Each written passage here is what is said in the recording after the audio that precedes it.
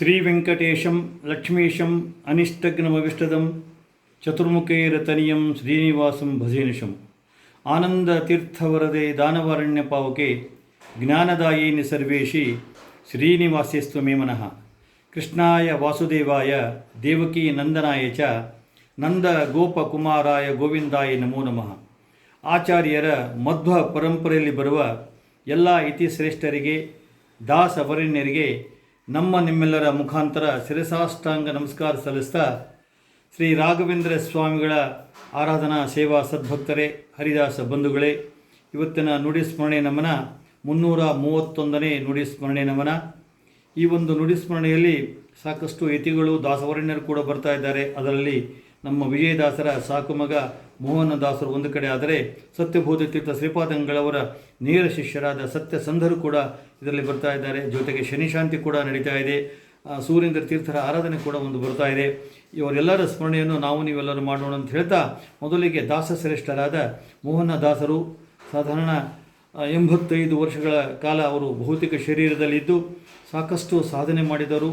ಚಿನಿವಾರ ವಂಶದಲ್ಲಿ ಬಂದಿರತಕ್ಕಂಥ ಮೋಹನ ದಾಸರ ಒಂದು ಊರು ಅಂತ ಹೇಳಿದರೆ ಇಲ್ಲಿ ತುಂಗಾಭದ್ರೆ ನದಿಯ ಹತ್ತಿರ ಇರತಕ್ಕಂಥ ಆನೆಗುಂದಿ ಗ್ರಾಮ. ಯಾಕಂದರೆ ಅವರ ಒಂದು ಪೂರ್ವ ಜನ್ಮ ಒಂದು ಅಂಶ ಯಾವುದಂತ ಹೇಳಿದರೆ ಮಾಂಡವ್ಯ ಋಷಿಗಳ ಅಂಶ ಮೋಹನದಾಸರದು. ಅಂಥ ಮೋಹನದಾಸರು ಕಾಲಕ್ರಮೇಣ ಒಂದು ಕಲಿಯುಗದಲ್ಲಿ ಕೂಡ ಅವರು ಜನ್ಮ ತಾಳಿದರು. ವಿಜಯದಾಸರಿಗೆ ಗೊತ್ತಿತ್ತು. ಅವರನ್ನೇ ಅವರಿಗೆ ಬಂದಿರತಕ್ಕಂಥ ಏನು ದೇಹಕ್ಕೆ ಹತ್ತಿರತಕ್ಕಂಥ ಎಲ್ಲ ರೋಗಗಳನ್ನು ನಿವಾರಣೆ ಮಾಡಿ ಸಾಕು ಮಗ ಅಂತ ಹೇಳಿ ತಂದು ತಮ್ಮ ಧರ್ಮಪತ್ನಿಗೆ ಕೈ ಹಾಕಿದರಂತೆ. ಹೀಗಾಗಿ ಅವರು ಎಲ್ಲೆಲ್ಲಿ ವಿಜಯದಾಸರು ಇರ್ತಾರೆ ಅಲ್ಲೆಲ್ಲಿ ನಮ್ಮ ಮೋಹನದಾಸರು ಇರ್ತಾಯಿದ್ದರು. ಅವರಿಗೆ ಆನೆಗುಂದಿರತಕ್ಕಂಥ ವ್ಯಾಸರ ಗುಹೆಯಲ್ಲಿ ಅವರಿಗೆ ಅಂಕಿತೋಪದೇಶ ಮಾಡಿ ಮೋಹನ ವಿಠಲ ಅಂತ ಹೇಳಿ ಅವರಿಗೆ ಅಂಕಿತೋಪದೇಶ ಮಾಡಿದರು. ಅವತ್ತಿನಿಂದ ಅವರ ಕೊನೆಯವರೆಗೂ ಸಾಕಷ್ಟು ಪದಗಳನ್ನು, ಕೋಲಾಟ ಪದಗಳನ್ನು, ದಾಸ ಸಾಹಿತ್ಯ, ಒಗಪಗ ಇರ್ಬೋದು, ಸುಳಾದಿಗಳನ್ನಿರ್ಬೋದು. ಇವತ್ತು ನಾವು ವಿಜಯದಾಸರ ವಂಶಿಕರು ಗಂಡು ಸಂತಾನ ಅಂತ ನಾವು ನೋಡ್ತಾ ಇದ್ದರೆ ಅದು ಚಿಪ್ಪಿಗೆರೆಯಿರತಕ್ಕಂಥ ಮೋಹನದಾಸರ ಒಂದು ಪರಂಪರೆ. ಹೀಗಾಗಿ ಮೋಹನದಾಸರು ಜ್ಯೇಷ್ಠ ಶುದ್ಧ ಪಂಚಮಿ ಎಂದು ಅವರು ತಮ್ಮ ಭೌತಿಕ ದೇಹವನ್ನು ಬಿಟ್ಟರು. ಇವತ್ತಿಗೂ ಚಿಪ್ಪಿಗೆರೆಯಲ್ಲಿ ಬಹಳ ವೈಭವದಿಂದ ಅವರ ಆರಾಧನೆ ನಡೀತಾ ಇದೆ. ಏಕೆಂದರೆ ಮೋಹನದಾಸರ ಕೊಟ್ಟ ಕೊಡುಗೆ ಬಹಳ ಅದ್ಭುತವಾಗಿದೆ. ಇವತ್ತು ನಮಗೆ ವಿಜಯದಾಸರ ಸ್ವರೂಪವನ್ನು ತಿಳಿಸಿಕೊಟ್ಟವರು ಮೊಟ್ಟ ಮೊದಲೇ ಅಂತ ಹೇಳಿದರೆ ಆ ಮೋಹನದಾಸರಿಗೆ ಸಲ್ತಾ ಇದೆ. ಆ ಮೋಹನದಾಸರ ಕಟ್ಟೆ, ವಿಜಯದಾಸರ ಭೌತಿಕ ಸ್ಥಳ ಬಿಟ್ಟಿದ್ದಂಥ ಕಟ್ಟೆ ಎರಡೂ ಕೂಡ ಚಿಪ್ಪಿಗೆರೆಯಲ್ಲಿ ವೇಣುಗೋಪಾಲನ ಸನ್ನಿಧಿಯಲ್ಲಿ ಇದೆ. ಇವತ್ತು ಚಿಪ್ಪಿಗೆರೆಗೆ ಹೋದಾಗ ಅಲ್ಲಿ ಇರತಕ್ಕಂಥ ಒಂದು ಸ್ವಾಮಿ ಪುಷ್ಕರಣಿ ಇರ್ಬೋದು, ಚಂದ್ರಪ್ಪನ ಸ್ವಾಮಿ ಪುಷ್ಕರಣಿ ಇರ್ಬೋದು, ನೋಡ್ತಕ್ಕಂಥ ಭಾಗ್ಯ ಸಿಗ್ತದೆ. ಒಂದು ಕಡೆ ಜನನ ಆನೆಗುಂದಿಯಲ್ಲಿ ಆದರೆ ಅವರು ದೇವನ ಬಿಟ್ಟಿದ್ದು ಚಿಪ್ಪಿಗೆರೆಯಲ್ಲಿ. ಯಾಕಂದರೆ ವಿಜಯದಾಸರು ಕೂಡ ಚೀಕಲಪುರಿಯಲ್ಲಿ ಅವರು ಜನ್ಮ ತಾಳಿದರೂ ಕೂಡ ಚಿಪ್ಪಿಗೆರೆಯಲ್ಲಿ ಅವರು ದೇಹವನ್ನು ಬಿಟ್ಟರು. ಅಂಥ ಮಹಾಮಹಿಮರ ಸಾಕಷ್ಟು ಸುಳಾದಿ ಎಲ್ಲವನ್ನೂ ಮಾಡತಕ್ಕಂಥ ನಮ್ಮ ಮೋಹನದಾಸರ ಕೊಡುಗೆ, ಅವರ ಮಹಿಮೆ, ಅವರ ಗ್ರಂಥಗಳ ಅಧ್ಯಯನ, ಅವರ ಗುರುಗಳಿರ್ತಕ್ಕಂಥ ಪ್ರೀತಿ ನೋಡಿದರೆ ಒಂದು ಮಾದರಿಯಾಗಿದ್ದಾರೆ. ಅವರ ಕಾಲದಲ್ಲಿ ಗೋಪಾಲದಾಸರು ಇದ್ದರು, ಜಗನ್ನಾಥದಾಸರಿದ್ದರು, ವ್ಯಾಸವಿಠಲರು, ಕಲ್ಲು ಸುಬ್ಬಣಾಚಾರ್ಯರಿದ್ದರು. ಎಲ್ಲ ಒಂದು ದಾಸ ಗುಂಪಿನ ನಡುವೆ ಬೆಳೆದಂಥ ಒಂದು ಮಹಾಪುರುಷರು ಅಂತ ಹೇಳಿದರೆ ಮೋಹನದಾಸರು. ಆ ಮೋಹನದಾಸರ ಸ್ಮರಣೆ ಮಾಡ್ತಾ ಇನ್ನೊಬ್ಬ ಇತಿ ಶ್ರೇಷ್ಠವರು ಅಂತ ಹೇಳಿದರೆ ಸತ್ಯಸಂಧ ತೀರ್ಥ ಶ್ರೀಪಾದಂಗಳವರು. ಆಚಾರ್ಯರ ಮಧ್ವರ ನಂತರ 25ನೇ ಇತಿ ಶ್ರೇಷ್ಠರಂತ ಹೇಳಿದರೆ ಸತ್ಯಸಂಧರು.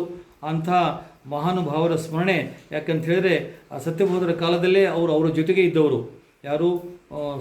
ಸತ್ಯಸಂಧರು ಅಂದರೆ ಹಾವೇರಿ ರಾಮಾಚಾರ್ಯರು ಅಂಥೇಳಿ ಅವರ ಪೂರ್ವಾಶ್ರಮದ ಹೆಸರು. ಅವಾಗ ಸತ್ಯಬೋಧರು ಅವರಿಗೆ ಆಶ್ರಮ ಕೊಡಬೇಕಂತೇಳಿ ನಿರ್ಧಾರ ಮಾಡಿದ್ರಂತೆ. ದಿವಾನ ಕೂಡ ಆಗಿದ್ದರು. ಅವರು ನೋಡ್ತಾರೆ ಅವರ ಆಯುಷ್ಯ ಮುಗಿದು ಹೋಗ್ಬಿಟ್ಟಿತ್ತು.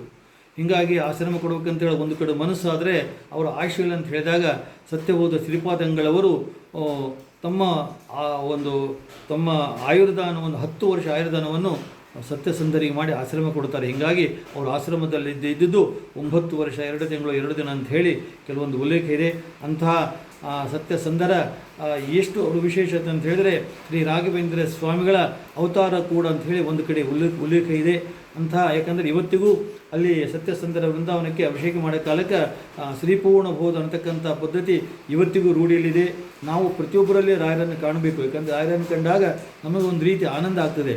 ಅಂಥ ಮಹಾನುಭಾವರ ಇತಿಶ್ರೇಷ್ಠರ ಸತ್ಯಸಂಧರ ಸ್ಮರಣೆಯನ್ನು ನೀವು ಎಲ್ಲರೂ ಮಾಡೋಣ ಅಂತ ಹೇಳ್ತಾ ಜೊತೆಗೆ ಶನಿ ಶಾಂತಿ ಅಂತ ಹೇಳಿದ್ರೆ ಇದೇ ತಿಂಗಳು 27ನೇ ತಾರೀಕು ಬರ್ತಾ ಇದೆ. ಸಾಕಷ್ಟು ಯಾರ್ಯಾರಿಗೆ ಏನೇನು ನಕ್ಷತ್ರ ಯಾವುದೇ ದೋಷಗಳಿದ್ದರೆ ಅವತ್ತು ಸಾಮೂಹಿಕವಾಗಿ ಎಲ್ಲೆಲ್ಲಿ ರಾಯರ ಸನ್ನಿಧಾನ, ಇಲ್ಲಿ ಶನಿದೇವರ ದೇವಸ್ಥಾನ, ಯಾವುದೇ ದೇವಸ್ಥಾನಗಳಲ್ಲಿ ಕೂಡ ಈ ಒಂದು 27ನೇ ತಾರೀಕು ಸಾಮೂಹಿಕವಾಗಿ ಹೋಮ ಕೂಡ ಮಾಡ್ತಾರೆ. ಶನಿ ಶಾಂತಿ ಹೋಮ ಅಂತೇಳಿ ದಯವಿಟ್ಟು ಎಲ್ಲರೂ ಅದರಲ್ಲಿ ಪಾಲ್ಗೊಳ್ಳಿರಿ ಅಂತ ಹೇಳ್ತಾ, ವಿಶೇಷವಾಗಿ ಸೂರ್ಯೇಂದ್ರ ತೀರ್ಥ ಶ್ರೀಪಾದಂಗಳವರ ಒಂದು ಆರಾಧನೆ ಕೂಡ ಈ ಒಂದು ಭಾಗದಲ್ಲಿ ಬರ್ತಾ ಇದೆ.